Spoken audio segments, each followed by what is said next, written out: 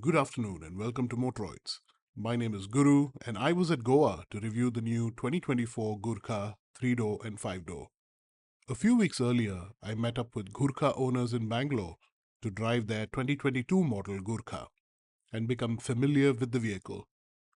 Yes, I like to do my homework.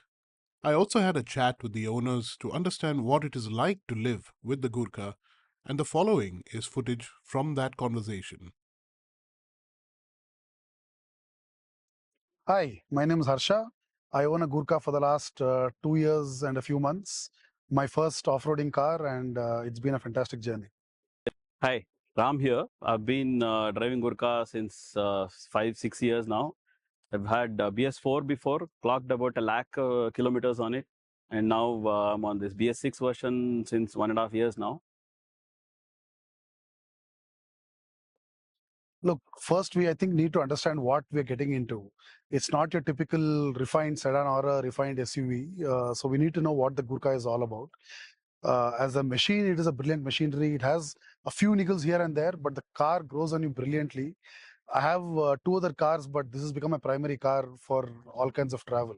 Uh, be it in the city, in traffic conditions in Bangalore, or highway, and obviously off-roading as well. Fantastic presence on the road. People make way. That's a good part in Bangalore traffic. It has got its niggles, but then I'm in absolute love with this car. I mean, I upgraded to another Gurkha, so that says what it is. So like Harsha said, it gives a very good stance. It commands respect on the road, and it's very rugged. You can throw it, anything comes across, it simply glides on it. Lovely suspension. And with this new BS6, NVH levels are very low, very refined compared to the earlier one, of course. And it's not everybody's cup of tea. It has its own thing. But then it can give you confidence, take it wherever, go wherever. You enjoy sitting at that posture, the high stance, and you can see literally 4 or 5 cars ahead. I do use it for city highways everywhere, and we go off-roading also with friends quite a bit. I think primarily two aspects. One is the lower arm from a technical performance perspective. And from what I hear, they are solving that issue. The lower arm has been raised so that it doesn't affect our off-roading capabilities. The other one is the overall refinement of the car, right? Just the interiors. Every car manufacturer has upped their game tremendously in India. Even if they go halfway, I think the car is going to be a killer of a vehicle on the road. Just the quality of plastics, the refinement inside, the buttons, the way things operate, the minor electrical issues which come once in a blue moon. These aspects, if they can be worked on, I think it'll be the complete package. The quality of parts which they use in this, because compared to the earlier generation Gurkhas, this one has got issues. Like the bearing goes off every now and then. A lot of complaints on the bearing. I've replaced twice in the last 30,000 kilometers. Power needs to be a little better. Right now, if they had 2.2 with 140 bhp, they should bring up that engine or at least soup it up a bit. So power factor is not at par with what others are offering on in the market. Little bit of niggling issues on electrical components. So there are a lot of electrical failures. ECU error comes now and then. Power windows doesn't work. TPMS is just for the namesake. It looks like an aftermarket. Always turned off. Yeah, always turned off. And they have to work on the quality of the parts which they're using it, the way they're sourcing it from. Probably they have to improve that part. And they can increase the ground clearance in the sense the lower arm especially, it's a big downer. The wheels could be slightly bigger, so I hope they come up with an 18-inch on it, and souped up power as well. The fundamentals of the car are very good, right? Like Fundamentals are the good. engine. Yeah, but I would say because of these electronics, the water wading ability has come down. Like earlier Gurkha, we can throw anything at it. This one, some or other sensor doesn't work. Reverse parking, sparking sensors won't work. You take it into water, the bearing goes off, and suspension makes squeaky noise after every off-road event. So there are a lot of small bits and pieces which they can improve. But primarily, I would say they should work on the power, the engine power delivery, and the components on it. Last week, my starter motor conked off. Yeah, and yeah. cost me 10 grand. And I asked them what is the reason, and they said You went in the water. So my question was, why have you given a snorkel then? First, the maintenance of the car is dirt cheap. The components, the spares are very, very cheap, very affordable. So that's a good part of it, and fairly easily available. I've not seen much of a waiting period for anything. The service center in Bangalore, they're very supportive. How can I put it? They do the best they can, but sometimes I feel they have not been equipped well enough to deliver more. While they're enthusiastic and they want to help us as much as they can, I think a little more support from Force Motors itself to enable the service centers in every city will, I think, will go a long way.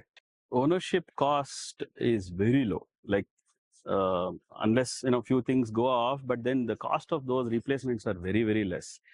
Like a drive shaft, I mean, it doesn't go often, but one of the cases it happened. The drive shaft costs about 8,000, 10,000. That's it, and a lot of other parts like bearing is 2,000, 3,000. That's about it. So it's very cheap and it's available. I've never seen in the last 5-6 years that those spares available, waiting period of 1 month, nothing of that sort. Maximum 3 days, it's sorted. And the service center in Bangalore is very good. The guys who are there, there are a couple of people who are very seasoned with this and very supportive team. But unfortunately, there's only one service center in this entire city. It's a big city, and I have to travel 25 kilometers for every small thing. Across India, I've traveled, so every major city has got Force service in it, but one per city. That's about it. But the way they attend to the issues are very good. So I got support everywhere, wherever I went. I was on a trip with family for 45 days. Then they had informed every other city that I am coming through, and then any support I need, I can get it. So which I got it as well. That way, it is good. Ownership experience is very good. I can't complain too much about service. Yeah, not complain. There are, I think, more complaints. I mean, not more, but a few complaints about the car, very little about the service. Yeah. Honestly, no, I'll stick to the 3-door because it's a shorter chassis, more nimble, better for off-roading, and very maneuverable in the city. A 5-door is longer. I think it'll be slightly more sluggish, and maneuverability will be lesser. But having said that, for Indian families, bigger families, it makes more sense. Ingress egress is easier for older people, etc. Right? But for people either it's a one-man car or if it's a small family, a 3-door is ideal, is the way I see it. I would definitely stay with the 3-door. But what I'm looking for is the technical changes they'll bring along with the 5-door is what I'm very keen on. I think 5-door Gurkha would be more practical. Makes more sense. I would definitely upgrade to a 5-door Gurkha, provided they fix all the other issues. It helps me carry a lot of luggage in the third row. So the second row, I can make use of it to sit. And then, especially when you're doing overlanding with family stuff, you carry a lot of stuff. With the current setup, with the 3-door setup, the ingress egress is through the back door. So you have to leave that space, the walking path empty, the passage. So you'll have to load on either side of it, which keeps falling, when you're driving. Across India, I've traveled, so every major city has got Force service in it, but one per city. That's about it. The performance of Diff lock, brilliant. It works where you need it. It works. Like it's a game changer. It's lifesaver. But then the way to engage it is still okay. The disengaging the Diff lock, once you engage it, you really need to have solid biceps and forearms, and you need to be a bodybuilder, basically. Yeah. It's absolutely pathetic. So, and it's been carried forward from ages, from BS3, BS4, BS6. Diff lock, they have not fixed the way it disengages. Engaging, you just have to pull it. Even engaging is also not so straightforward. Not so easy. You need to still apply. I agree. But still, we can live with that, I'm saying. I mean, if a frail guy is in the driver's seat, he can't pull the Diff lock. Correct. It's not everybody. And disengaging is a Herculean task. You literally need Hercules to be there. Yeah. I would want both to be mechanical. Look, the beauty of this car is it is very raw. It's completely mechanical, right? So the chance of failure is minuscule. The 4x4 mechanical lever that we have works decently well. Sometimes, occasionally, the 4 low doesn't engage, but if you muscle it in, it gets in its place. Not much of a fix needed there. Diff locks, if they can just make it a little easier to engage the mechanical lever, that is good enough. I wouldn't prefer any electronics on this car because that is the reason we trust this car so much, right? We have taken it to all weird, wild places and we are not worried. Once we have a winch on the car, we can pull each other out. So yeah, I would like to stay on the mechanical side of both 4x4 and the diff locks.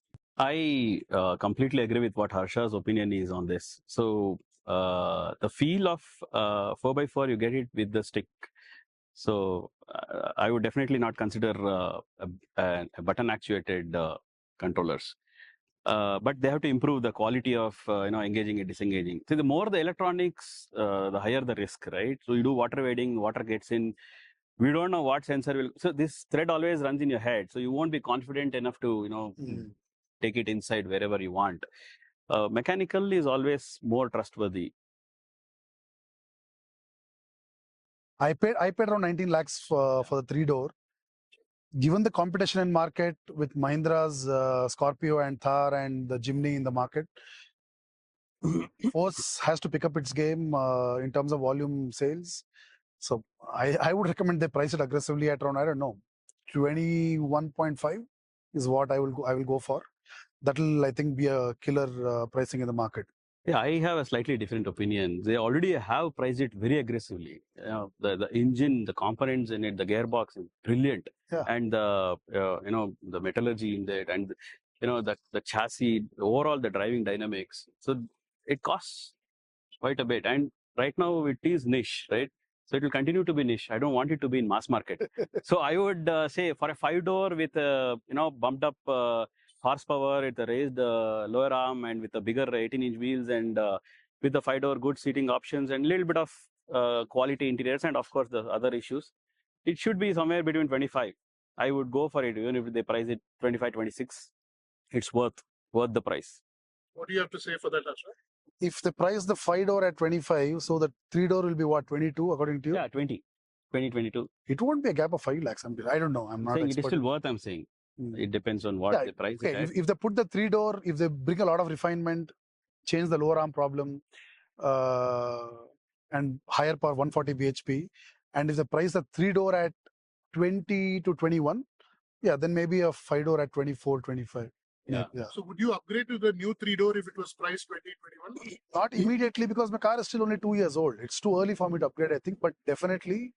Or if Gurkha comes with a exchange offer for the old to the new, I'll definitely go for the new 3-door. And Ram?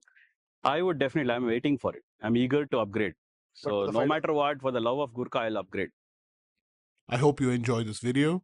Stay tuned for our first drive review of the 2024 Gurkha.